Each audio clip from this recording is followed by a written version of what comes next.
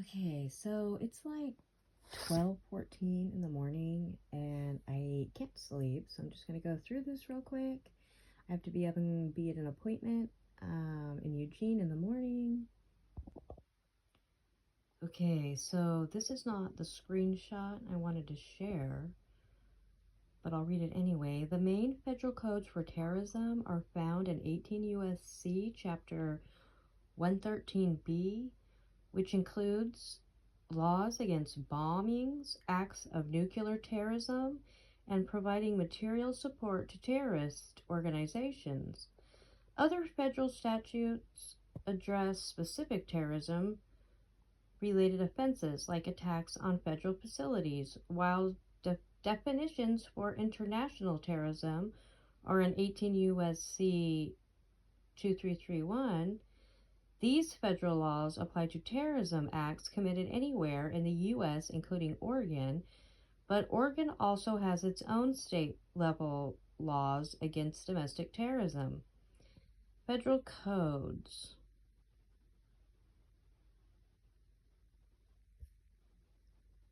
So there's the law codes for the specific acts committed.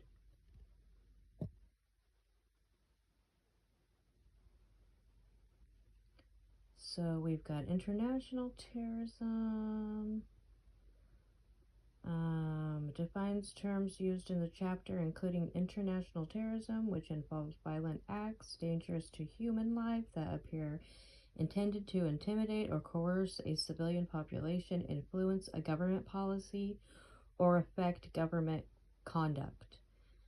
Other relevant federal statutes include laws against specific offenses like killing or attempting to kill during an attack on a federal facility with a dangerous weapon.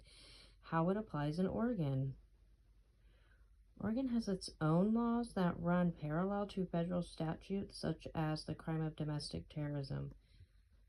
ORS 166.125 defines domestic terrorism in the first degree as a Class B felony. 166.128 defines domestic terrorism in the second degree.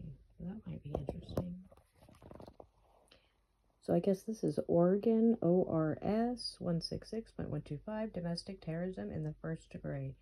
A person commits the crime of domestic terrorism in the first degree if the person with the intent to cause widespread sickness, contagions, serious physical injury, death, or disruption of services provided by critical infrastructure. Intentionally destroys or substantially damages critical infrastructure.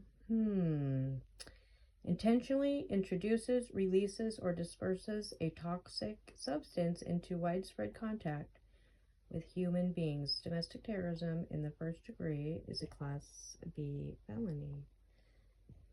So, ORS 166.128, domestic terrorism in the second degree. A person commits the crime of domestic terrorism in the second degree if the person with intent to cause widespread sickness, contagion, serious physical injury, death, or the disruption of services provided by critical infrastructure, intentionally possesses a toxic substance with the intent to introduce the substance into widespread contact with human beings, intentionally possesses a destructive device with the intent to destroy or substantially damage critical infrastructure, intentionally attempts to destroy or substantially damage critical infrastructure, or intentionally attempts to introduce, release, or disperse a toxic substance into widespread. Why is it like repeating? Okay, now it's a Class C felony. So there's two different law codes that say exactly the same thing. That doesn't make any sense. Well, this says it's a revised person commits a crime, which is what we just read. Criminal act using a destructive device or toxic substance to cause widespread sickness, contagion, or serious physical injury. So, serious physical injury, I think, could mean a lot of different things, I believe. The person must intend to cause widespread sickness, contagion, or serious or physical injury. So this intent right here, this is going to be the most important word you're going to hear in the next several, maybe like 3.5 years or so. Target. The act must be targeted at a critical infrastructure, which can include utility systems like gas, water, or electricity, or food, communication infrastructure, dams, bridges, or roads. Definition of widespread. So this is Oregon. The impact must be on at least 50 human beings. So this is disorderly conduct in the first degree, is a more serious charge that involves actions done with the intent to cause public inconvenience, annoyance, or alarm, or recklessly creating a risk thereof. Common examples include fighting, violent or threatening behavior, and making a false report of an emergency like a bomb threat. Penalties vary by state but can include fines and imprisonment, and in some places it is classified as a Class A misdemeanor. What constitutes disorderly conduct in the first degree? Fighting or threatening behavior, engaging in violent tumultuous or threatening behavior in a public place. False reporting of emergencies, intentionally initiating or circulating a false report about a hazardous substance, fire, explosion, or other catastrophe to alarm the public. Intent to cause public alarm. Other actions taken with the specific intent to cause public inconvenience, annoyance, or alarm. Penalties. The specific penalties depend on the state and the circumstances of the state. In Oregon, first degree disorderly conduct is a Class A misdemeanor, which can result in up to 1 year in jail and fines of up to $6,250. Penalties can be more severe for subsequent offenses, potentially elevating to a felony charge. So that was about the first degree. And then when I was reading about the second degree, it said the same thing. So I'm kind of thinking the difference is kind of like what you did, probably how long you did it. That would be the difference between first and second degree, covering it up, what I'm sure it would involve the specifics of what you did for your crime.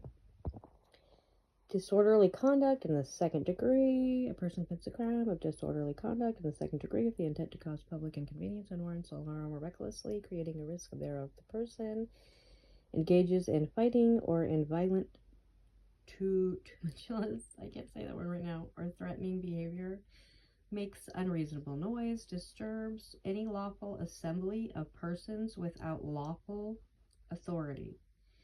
Disturbs any lawful assembly of persons without lawful authority. Obstructs vehicular or pedestrian traffic in a public way. Initiates or circulates a report knowing it to be false concerning an alleged or impending fire, explosion, crime, catastrophe, or other emergency. Creates a hazard or physically offensive condition by any act which the person is not licensed or privileged to do. Disorderly conduct in the second degree is a Class B misdemeanor, notwithstanding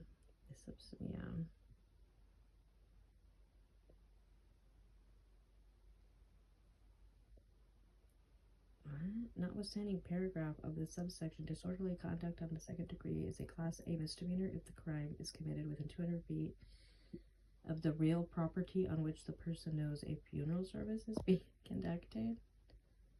That's interesting add-in. It's getting interesting, isn't it? So I just received this today. Well, technically yesterday now. And I'm sharing it because I find it awkward. So I put this record request in a long time ago, and the woman I spoke to became unresponsive to me. And I found it really awkward, along with a lot of other behaviors, a very disturbing pattern of behaviors that I've experienced. So apparently they're now saying, based on information currently available, ODHS expects to complete its response to this request by December 1st. That is really interesting. I'm pretty sure I put that request in a long time ago. So I also, the reason why I find it interesting is because I had to file a records request saying, give me court documents or legal documents that you know, any documents that I have never received. And then, so I got this in the mail a couple days ago and I haven't opened it because anxiety. This is apparently the paperwork, legal documents that I've never seen.